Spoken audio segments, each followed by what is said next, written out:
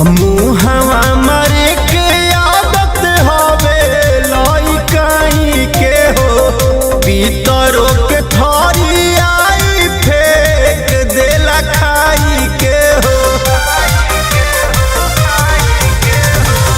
मुहवा मरे के आदत हवे लइकाई के हो, पीतरो के थरी आई फेंक देला खाई के हो।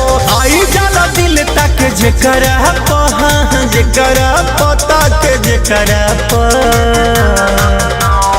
एकरा प मरेला कि ओकरा प इहे ना बुझाला मरे के करा प एकरा प मरेला कि ओकरा प आई है ना बुझाला मरे के करा प। कहता तो कि सब है हमारी ही, भगवान जाने कैसा है इसको बीमारी ही।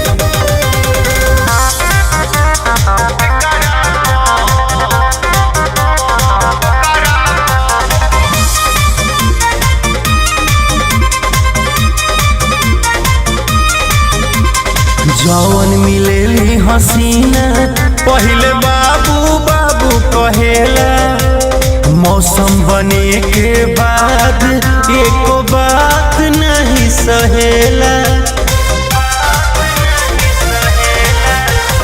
जौन मिलेली हसीना पहले बाबू बाबू कहेला, मौसम बने के बाद एको बात नहीं सहेला।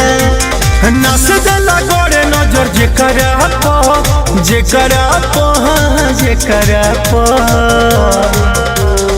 एकरा प मरेला कि ओकरा प इहे न बुझाला मरे के करा प एकरा प मरेला कि ओकरा प इहे न बुझाला मरे के करा प। लगता है प्यार में थोड़ा साइको हो गया है।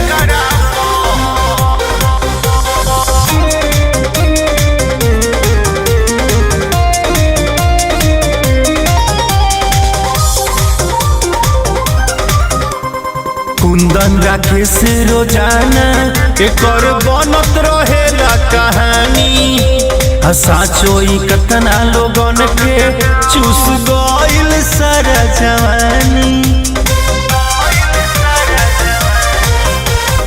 अंगद मंजय रोजाना एकर बनत रहेला कहानी, मंगल बाबा ई चूसलस कोई जानी के चढ़ल जवानी। कि आज डलल नजर बटे हेकरा प हेकरा प हेकरा प अरे बचो एकरा प मरेला कि ओकरा प इहे ना बुझाला मरे के करा प एकरा प मरेला कि ओकरा प इहे ना बुझाला मरे के करा प।